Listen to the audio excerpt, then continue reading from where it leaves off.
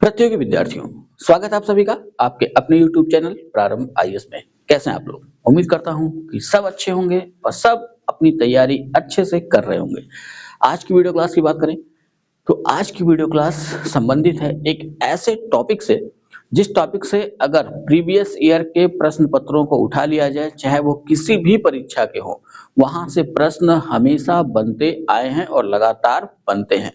ठीक है, लेकिन अब ये ध्यान रखना है कि अब उन प्रश्नों के बनाने की प्रकृति थोड़ी-सी वो परिवर्तित कर दे रहे हैं। यानी कि पहले जैसा पूछते थे, अब थोड़ा-सा उसमें गहराई में चले जा रहे हैं, चाहे वनडे हो, चाहे सिविल किसी भी परीक्षा की बात करें।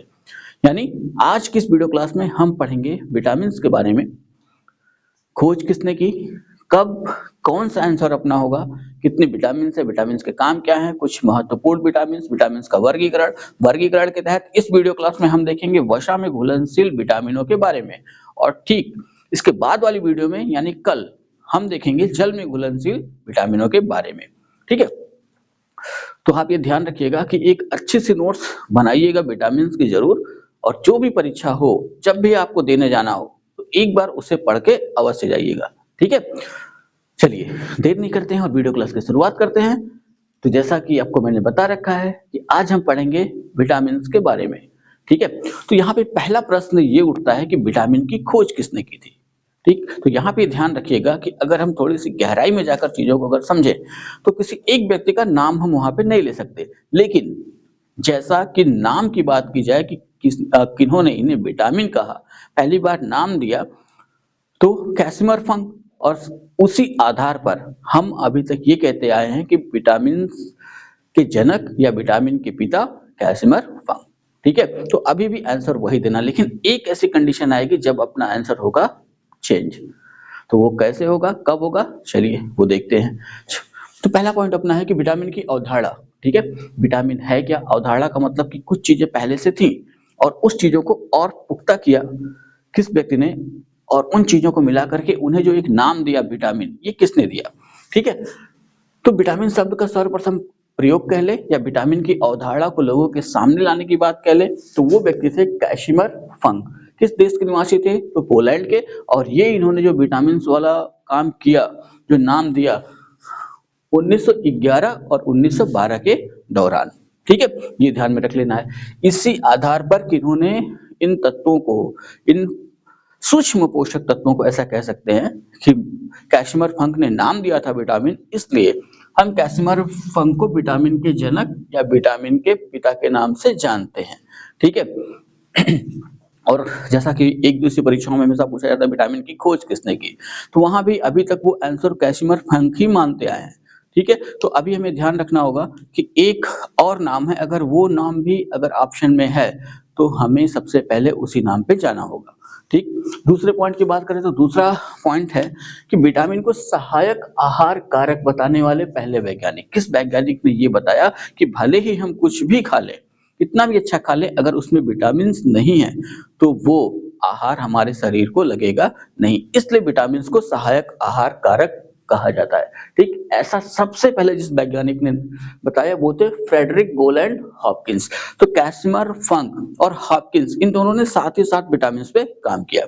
ठीक है, तो ये दो वहां पे ध्यान रखिए। थोड़ा सा पीछे चलते हैं, यानी 1911-12 से पीछे चलते हैं और आते हैं 1881 ईस्वी में।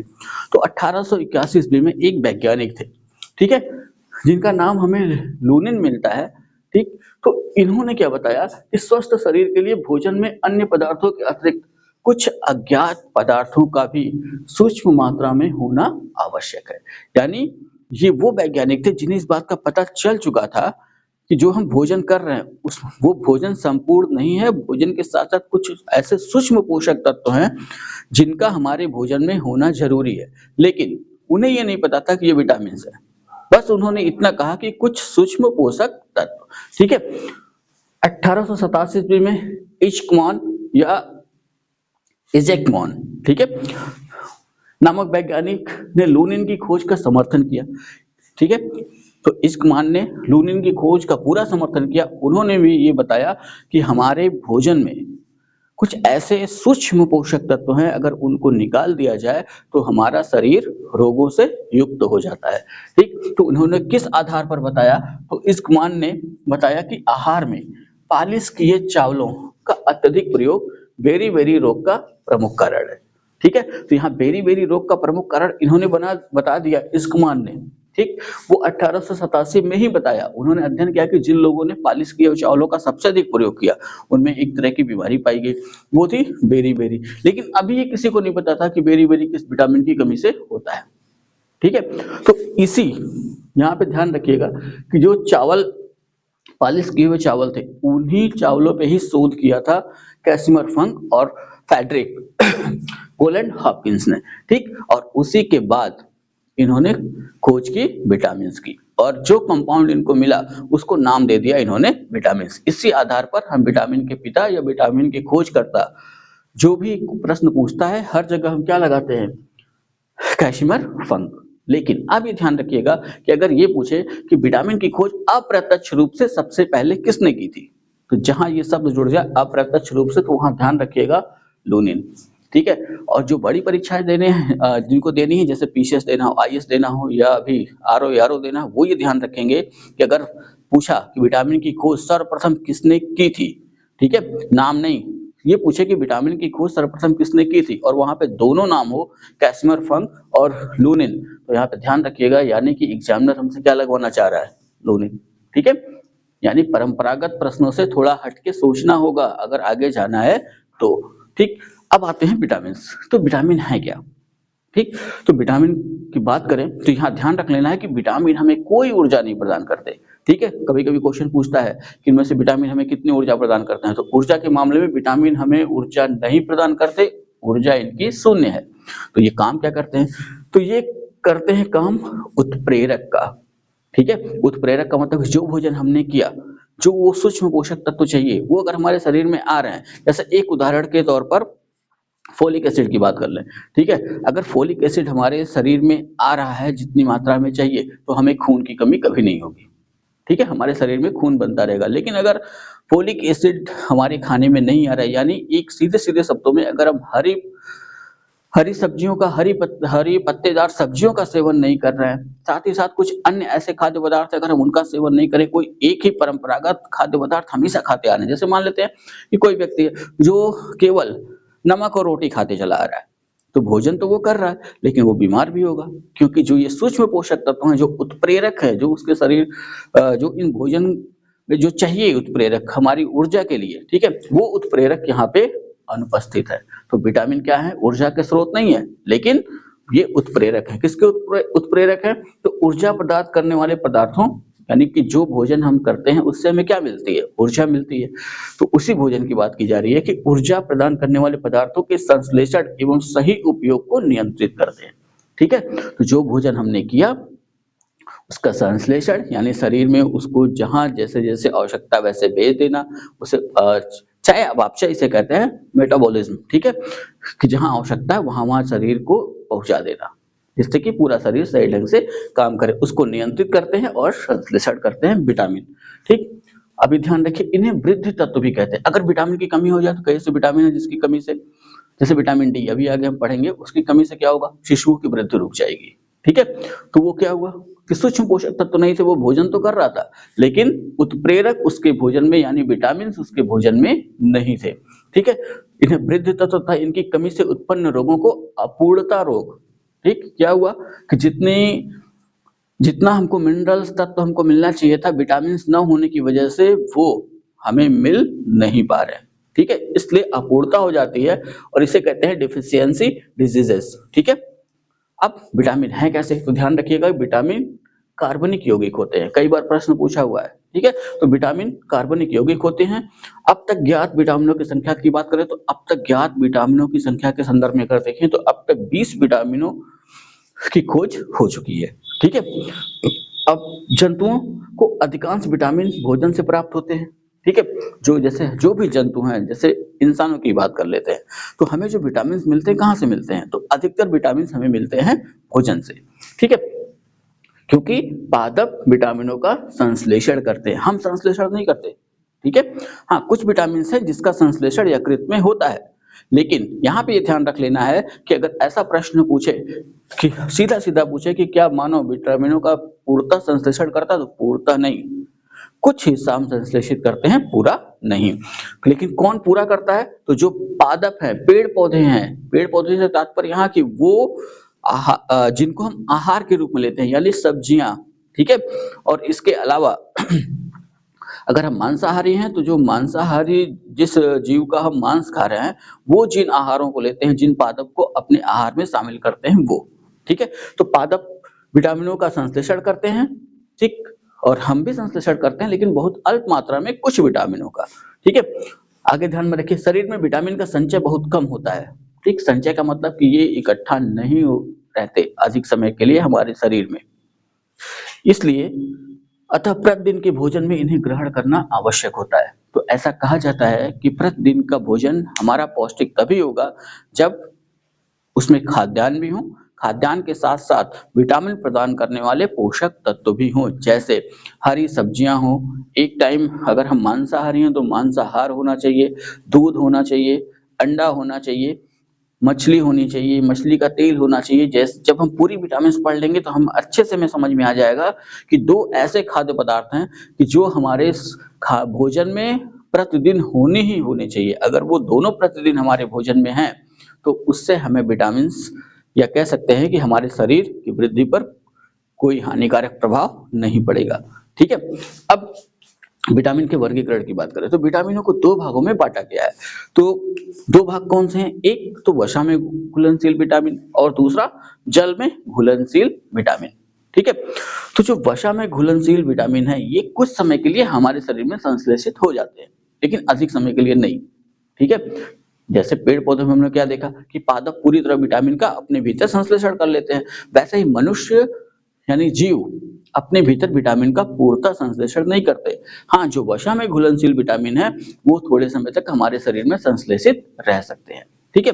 और ये वसा में घुलनशील विटामिन कौन-कौन से हैं? कई बार क्वेश्चन पूछा हुआ है। तो यहाँ पे ध्यान रखिए ए, डी, ई, के यानी 4 विटामिन ऐसे हैं जो वसा में घुलनशील हैं। ठीक है? वसा में घुलनशील का मतलब कि हम हमने भोजन के साथ जब ये विटामिन हमारे शरीर में जाते हैं तो थोड़े समय के लिए हमारे फैट्स में, ठीक है, संरक्षित हो जाते हैं, जिससे कि अगर 1-2 दिन अगर ना मिले ये वाले विटामिन तब भी वो जो संरक्षित है उससे काम चल जाएगा। लेकिन अधिक समय के लिए नहीं, ये ध्यान में रख लेना है। तो 4 विटामिन ऐसे हैं जो वसा में घुलनशील हैं, चारों का नाम याद होना चाहिए। कौन-कौन से? तो ए, डी, ई, के। ठीक? अब जल में घुलनशील कौन-कौन से विटामिन हैं? तो उनकी संख्या है 2 और वो हैं बी और सी। तो बी विटामिन सिर्फ अकेला विटामिन नहीं है, विटामिन बी एक बी कॉम्प्लेक्स है। यानी विटामिन बी के तहत ही कई विटामिन्स हमें मिलते हैं, जैसे vitamin B1, बी2, B3, B5, B6, बी7, बी9, B12. ठीक है? तो ये विटामिन बी एक कॉम्प्लेक्स है विटामिनों का। एक कह सकते हैं कि एक कई विटामिनों को संयुक्त करके विटामिन बी बनाया गया है। और एक विटामिन है सी, यानी ये 6 सबसे मुख्य विटामिन है। ठीक है? जिसमें से 2 जल में घुलनशील हैं और 4 वसा में घुलनशील हैं। छोटे-छोटे एग्जामों में ये डायरेक्ट क्वेश्चन पूछ लेते हैं। जैसे पूछ लेते हैं कि कौन सा विटामिन केवल जल में घुलनशील है, कौन सा विटामिन केवल वसा में घुलनशील है, इनमें से कौन सा विटामिन जल में घुलनशील नहीं है, इनमें से कौन सा विटामिन वसा में घुलनशील नहीं है। ये सब सारी चीजें हम देखेंगे जब हम कुछ क्वेश्चंस आपको कराएंगे तब। तो ये वर्गीकरण आपने देखा, वसा में घुलनशील ए, डी, ई के और जल में घुलनशील बी और सी। ठीक है? तो अब चलिए, अब यहाँ से अब शुरुआत करते हैं विटामिन्स, उनके रासायनिक नाम, उनके स्रोत क्या-क्या हैं और उनकी कमी से होने वाले रोग। तो जैसा कि शुरुआत में मैंने बताया कि इस वीडियो क्लास में हम उन विटामिन्स के बारे में पढ़ेंगे जो वसा में घुलनशील हैं। तो सबसे पहला नंबर आता है विटामिन ए का। तो यहाँ ध्यान में रखिए कि जब विटामिन्स की खोज होने लगी, तो कभी आपने सोचा कि एबीसीडी क्यों नाम रख दिया गया? कुछ और भी रख सकते थे, अच्छा सा नाम रख देते। तो जैसे-जैसे विटामिनों की खोज होने लगी, वैसे-वैसे अल्फाबेटिकल क्रम में इनका नाम भी दिया गया। जैसे अगर कभी भी पूछे कि सबसे पहले किस विटामिन की खोज हुई, तो ये अपना आंसर है, विटामिन ए। ठीक है? विटामिन ए के बाद विटामिन बी की खोज हुई और विटामिन बी में जो सबसे पहले खोजा गया, वो खोजा गया बी1। वो कहाँ से हम कनेक्ट कर रहे हैं? यहाँ से जोड़ना है हमको। पालिश किए चावलों का जो आहार करते थे, उनके भीतर बेरी-बेरी रोग पाया गया। यानी कि चावल की परत में विटामिन बी1 होता है। अगर हम चावल को अत्यधिक धुलें या ऐसे चावल का हम प्रयोग कर रहे हैं जो पॉलिश किया हुआ है, तो विटामिन बी1 हमारे शरीर में नहीं जाएगा, जिससे आगे चल के इस विटामिन की हमारे शरीर में कमी हो जाएगी और हमें एक रोग हो जाएगा बेरी बेरी। ठीक है, वो जब हम पढ़ेंगे जल में घुलनशील तो वहां पे बताऊंगा। तो पहला विटामिन विटामिन ए, रासायनिक नाम की बात करें तो इसका रासायनिक नाम है रेटिनॉल। ठीक है, रेटिना से बना हुआ है रेटिनॉल, दिमाग में रखने के लिए कि याद रहे इसलिए समझा रहा हूं। ठीक, अब इसके स्रोत क्या है?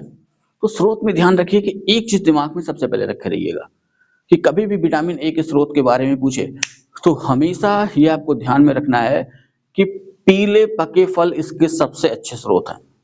ठीक है, जैसे एग्जाम्पल के तौर पर पका आम, पका पपीता, गाजर और पीले पीले पके फल और ऐसे फल जिनमें पीलापन हो। गाजर में क्या होता है, हल्का लाल होता है, कोई पीला होता है। ठीक है, तो पका आम, पका पपीता, गाजर, इसके अलावा दूध, मक्खन, अंडा, यकृत, मछली, मछली का तेल, हरी सब्जियां, पालक, अखरोट आदि। ठीक है, तो ये है विटामिन ए के सबसे अच्छे स्रोत। इनमें जो सबसे अच्छा स्रोत है वो पका आम, पका पपीता, गाजर। ठीक है, दूध तो सब में शामिल करना है हमें। ठीक, मछली को भी हम हर जगह ले जाएंगे, मछली में भी काफी पोषक तत्व पाए जाते हैं, तो मछली और मछली का तेल अमूमन सभी विटामिन का स्रोत ये हैं, इसलिए हर विटामिन के स्रोत में हम इनको देखेंगे। साथ ही साथ हरी सब्जियां। ठीक है, तो पहले तो यहाँ ध्यान रखिए कि विटामिन ए के स्रोत की भी बात कर रहे हैं तो उनकी चर्चा कर लेते हैं। तो पका आम, पका पपीता, यहाँ पे दो चीज ध्यान रखिए। अभी जल्दी ही एक क्वेश्चन इन्होंने पूछा था कि विटामिन ए का स्रोत नहीं है। ठीक है, और वहां पे ऑप्शन था कच्चा आम, तो यहाँ पे ध्यान रख लीजिएगा, कच्चा आम विटामिन ए का स्रोत नहीं होगा जब तक कि वो पके ना। उसको हम कहाँ ले जाएंगे, वहां उसको ले जाएंगे विटामिन सी में। ठीक है, पका आम, पका पपीता, गाजर, दूध, मक्खन, अंडा, यकृत, मछली, मछली का तेल, हरी सब्जियां, पालक, अखरोट, यानी अखरोट के साथ साथ अन्य मेवों को भी रख सकते हैं। ये है विटामिन ए के सबसे अच्छे स्रोत। अब अगर विटामिन ए किसी के शरीर में कम है तो उससे कौन कौन से रोग हो जाएंगे? तो जो सबसे अधिक पूछा गया अभी तक का क्वेश्चन है, वो जो विटामिन ए की कमी से जो सबसे अधिक रोग की चर्चा प्रश्नों में मिलती है वो है रतौंधी। ठीक है, तो ये अच्छे से ध्यान रखिएगा कि रतौंधी किस विटामिन की कमी से होता है? तो विटामिन ए की कमी से। और रतौंधी के अलावा और क्या होता है? तो कार्निया व त्वचा की कोशिकाओं का सल्की भवन, और इसे मेडिकल साइंस की भाषा में कहते हैं जीरोप्थैल्मिया। ठीक है, इसमें होता क्या है, त्वचा काफी शुष्क हो जाती है और परत की तरह निकलने लगती है। वहीं आंखों का कार्निया सूख जाता है और धीरे धीरे दृष्टि जो है धूमिल हो जाती है। अगर सही समय पर इसका ट्रीटमेंट नहीं किया गया तो व्यक्ति अपने आंखों की रोशनी खो देता है। ठीक, और साथ ही साथ संक्रमण, अगर विटामिन ए की कमी है तो हमारा शरीर बार बार संक्रमित होता रहेगा छोटी छोटी बीमारियों से। ठीक है, और शिशुओं में वृद्धि का रुकना, जो छोटे बच्चे हैं अगर उनके अंदर विटामिन ए की कमी हो जाती है तो उनकी वृद्धि जो है प्रभावित हो जाती है, यानी कम होती है, रुक जाती है। ठीक है, तो ये चार प्रमुख बीमारियां हैं जो विटामिन ए की कमी से होती हैं। ठीक, यहाँ पे ध्यान दे लीजिएगा कि सर्वप्रथम विटामिन ए की ही खोज की गई, और दूसरा पॉइंट कि अगर कभी पूछे कि इनमें से किस विटामिन को संक्रमण रोधी विटामिन कहते हैं तो वो है अपना ए। ठीक है, संक्रमण रोधी विटामिन ए। इसलिए आपसे कहा जाता है कि डॉक्टर्स क्या कहते हैं? डॉक्टर्स कहते हैं कि अपना भोजन जितना रंगीन होगा उतना ही उसमें पोषण होगा। रंगीन का मतलब कि सिर्फ आप दाल चावल खाते जा रहे हैं, दाल चावल खाते जा रहे हैं, तो जाहिर सी बात है कई ऐसे विटामिन है जो आपके शरीर में नहीं जा रहे हैं, और जब उनकी कमी होगी शरीर में तो फिर होगा क्या, आप धीरे धीरे रोगग्रस्त होना शुरू हो जाएंगे। ठीक है, क्योंकि पूरा पोषण आपको नहीं मिल रहा है। कोरोना के समय देखिए, कोरोना के समय क्या हुआ था कि डॉक्टर्स जिसका भी इम्यून सिस्टम थोड़ा कमजोर था, ठीक है, रोग प्रतिरोधक क्षमता जिसकी भी कमजोर थी, उन्हें डॉक्टरों ने तुरंत मल्टीविटामिन देना शुरू कर दिया। क्यों? क्योंकि सारे विटामिन मिलके हमारे शरीर को हमारी रोग प्रतिरोधक क्षमता हमारे शरीर की बढ़ाते हैं, जिससे कि हम जल्दी बीमार ना पड़े और उस वायरस का असर हमारे शरीर पे कम हो। तो यहाँ ध्यान रखिए, आप भी भोजन करते समय अपनी थाली को जितना अच्छा, जितना ज्यादा रंगीन बना सकते हैं उतना रंगीन बनाइए। देखिए, अलग से विटामिन खाने की आवश्यकता नहीं होगी। दूध और अंडा ये दो ऐसे भोजन हैं जो डेली के डाइट में इसे हमें शामिल करना चाहिए और साथ ही साथ जो मांसाहार करते हैं तो उनके लिए सबसे उपयुक्त मांसाहार है मछली। ठीक है, तो चलिए अगले विटामिन पे। तो अगला विटामिन है विटामिन डी। ठीक, हड्डियों के लिए, और हड्डियां किसकी बनी हुई हैं? कैल्शियम की। ठीक, ये आपके ध्यान रखने के लिए। ठीक है, तो विटामिन डी और इसका रासायनिक नाम है कैल्सीफेरॉल। कैल्शियम से ही क्या बना हुआ है? कैल्सीफेरॉल। ठीक है, अब इसके स्रोत क्या है? तो विटामिन डी का सबसे अच्छा स्रोत और फ्री का स्रोत वो है सूर्य का प्रकाश। लेकिन लेकिन इसलिए कह रहा हूँ कि अगर जैसे जाड़े में इतने कपड़े पहन के अगर हम सूर्य की रोशनी में बैठे हैं, ऊपर से सर पे एक टोपी भी लगा लिया जाए, दस्ताना भी पहन ले, जूता मोजा भी पहन ले और सूर्य की रोशनी में बैठे हैं और कहें चलो हम विटामिन डी तुमको मिल रही है, तो ऐसा नहीं है। विटामिन सूर्य की रोशनी सीधे हमारे शरीर के संपर्क में आनी चाहिए, यानी स्किन के संपर्क में आनी चाहिए। ठीक है, इसलिए आपने विदेशों में देखा होगा या कभी-कभी अपने यहाँ भी हमें देखने को मिलता है, लोग कहते हैं कि सुबह के टाइम सूर्य नमस्कार करना चाहिए। तो इसका धार्मिक रीज़न तो है ही है, साथ ही साथ साइंटिफिक रीज़न भी है। ठीक है, सूर्य का तेज उस समय कम होता है, लेकिन सूर्य की किरणें हमारे शरीर पे पड़ती हैं, जिससे विटामिन डी की पूर्ति हो जाती है। ठीक है, तो यहाँ पे ध्यान रखिए कि विटामिन डी का सबसे बड़ा स्रोत सूर्य का प्रकाश। इसके बाद और क्या-क्या हमारे भोजन में जिनसे हमें विटामिन डी मिल सकता है, वो है दूध, मक्खन, अंडा, दही, मछली, मछली का तेल, सूखे मेवे, यकृत।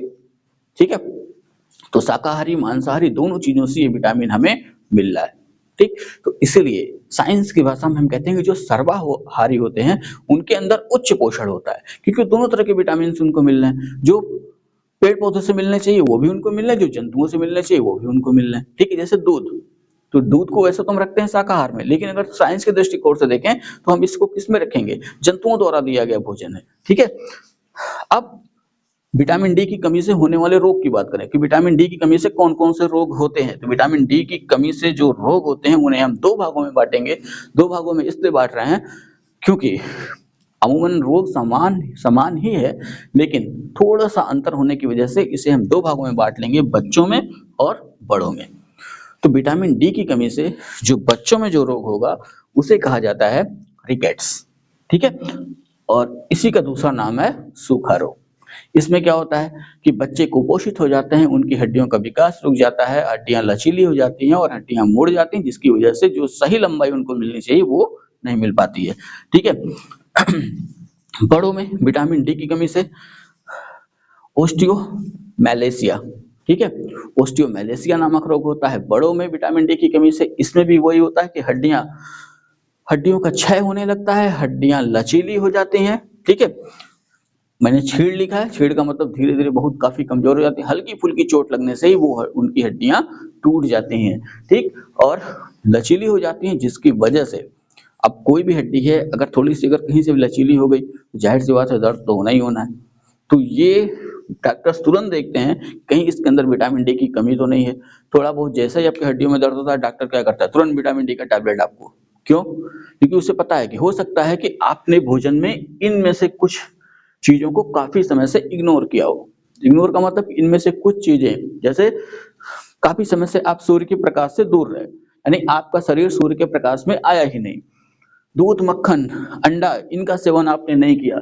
दही, मछली, मछली का तेल, मेवे, यकृत इनमें से कुछ भी आपने नहीं लिया।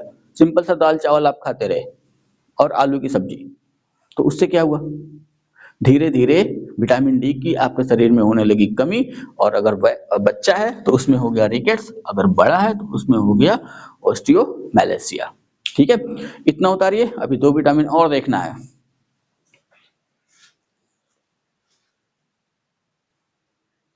हाँ, तो विद्यार्थियों एक चीज और ध्यान में रखना है विटामिन डी के संदर्भ में कि विटामिन डी को ही धूप का विटामिन कहते हैं। ठीक है, कभी कभी सीधा क्वेश्चन पूछ लेता है छोटे एग्जामों में, खासकर जैसे एसएससी जीडी हो गया, ठीक है, यूपीपी की परीक्षा हो गई, या ऐसे ही एसएससी की परीक्षा हो गई, तो वहां एकदम डायरेक्ट पूछ लेगा आपसे कि इनमें से किस विटामिन को धूप का विटामिन कहते हैं। तो आपका आंसर क्या हो जाएगा? Vitamin D. ठीक है, तीसरे विटामिन की बात करें तो तीसरा विटामिन है अपना विटामिन ई, जो वसा में घुलनशील है।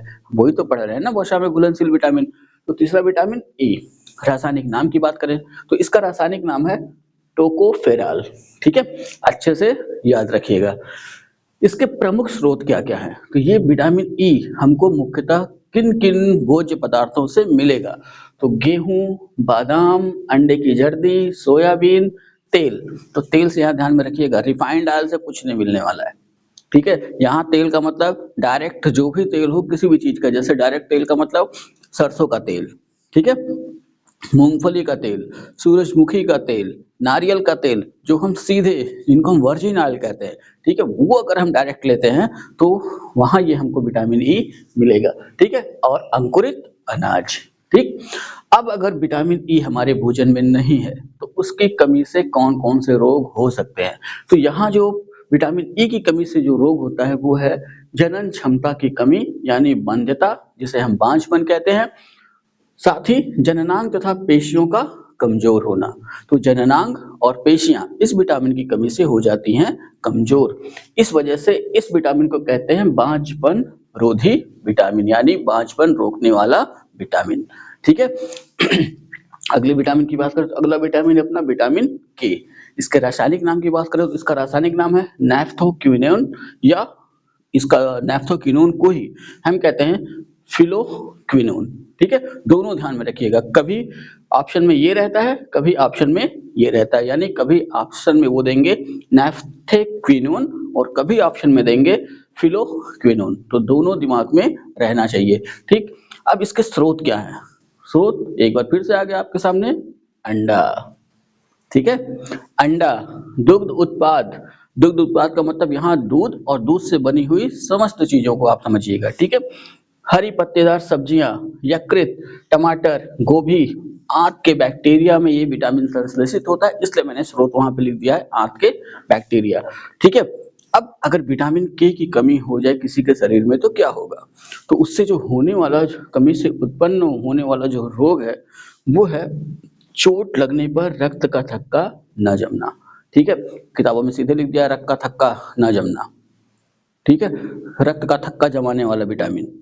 तो यहाँ पे चीज ध्यान रख लीजिएगा कि रक्त का थक्का जमाने वाला विटामिन को तो शरीर में अगर जमा दिया तो तब तो दिक्कत हो जाएगी। तो यहाँ जब किसी को चोट लगती है, यानी जैसे ही स्किन फटती है वहां से जब खून निकलने लगता है, यानी रक्त स्राव होने लगता है, अगर वो रक्त स्राव थोड़े समय बाद अगर बंद न हो तो ये समझ जाना चाहिए कि विटामिन के की कमी है। तो सबसे अधिक समस्या तब होती है जिनके अंदर विटामिन के की कमी हो, या इसी से एक आनुवांशिक रोग है थैलेसीमिया। ठीक है, उसके भी सेम यही लक्षण है, उसमें भी रक्त का थक्का नहीं बनता, लेकिन यहाँ पे ध्यान रखिएगा कि वो आनुवांशिक रोग है। ठीक है, और यहाँ भी समस्या वही है कि अगर विटामिन के की कमी हो गई तो विटामिन के की कमी होने से जो चोट लगने के बाद रक्त जम जाना चाहिए थोड़े समय बाद, वो रक्त का थक्का नहीं जमता है और रक्तस्राव लगातार होते रहता है, जिससे व्यक्ति की मृत्यु तक हो सकती है। ठीक है, तो जो भी विटामिन के से पीड़ित होते हैं या जिनके भीतर विटामिन के कम होता है, तो जो डॉक्टर्स होते हैं, जो अगर किसी चीज का उनका ऑपरेशन करना होता है तो उनके सामने बहुत विकट समस्या होती है। ठीक है, तो इसी वजह से विटामिन के को कहा जाता है इसे रक्तस्राव रोधी विटामिन। ठीक है, तो कभी ये जो नीचे जो एक-एक लाइन जो मैंने लिखी है ना, इस पे विशेष ध्यान रखिएगा, यहाँ से भी डायरेक्ट क्वेश्चन बना लेते हैं, इनमें से किस विटामिन को रक्तस्राव रोधी विटामिन कहा जाता है? तो अगर ध्यान में है तो विटामिन के लगेगा, ध्यान में नहीं है तो एबीसीडी 4 ऑप्शन तो है ही है, कोई न कोई तो हो ही जाएगा। ठीक, तो अभी तक जितने विटामिन हमने पढ़े, ये वसा में घुलनशील, यानी ए डी ई के, इन 4 विटामिन के बारे में हम लोगों ने पढ़ा। कल हम पढ़ेंगे जल में घुलनशील विटामिन यानी बी और सी के बारे में, और साथ ही साथ हम देखेंगे विटामिन के संदर्भ में कुछ रोचक तथ्य। रोचक तथ्य का मतलब कि कुछ विटामिन ऐसे हैं, जैसे स्वप्न को याद रखने वाला विटामिन, या किस विटामिन की कमी से हमें स्वप्न याद नहीं रहता। ठीक, इसी तरह के कुछ रोचक अन्य तथ्यों को भी हम देखेंगे कल की वीडियो क्लास में। वीडियो काफी लंबी ना हो जाए इसलिए यहीं पे वीडियो को रोका जाएगा। वीडियो अगर अच्छी लगी हो तो लाइक करिएगा, कमेंट करिएगा और वीडियो को शेयर करना ना भूलिएगा। आप लोग एक लाइक जरूर कर दिया करिए, कमेंट अगर ना भी कर सकते हो तो वीडियो जब भी देखा करिए एक लाइक तो जरूर कर दिया करिए। वीडियो क्लास को पूरा देखा करिए और अपने नोट्स जरूर बनाया करिए। ठीक है, तो वीडियो को लाइक करिए, कमेंट करिए। अगर चैनल को अगर अभी तक आपने सब्सक्राइब नहीं किया है तो चैनल को सब्सक्राइब करिए और नीचे एक बेल आइकन दिया हुआ है, बेल आइकन को जरूर प्रेस कर दीजिएगा, जिससे कि जो भी नई वीडियो अपलोड की जाए तुरंत उसका नोटिफिकेशन आपको मिलता रहे। तो इतना तैयार करिए, मिलेंगे कल नेक्स्ट वीडियो में, तब तक के लिए जय हिंद।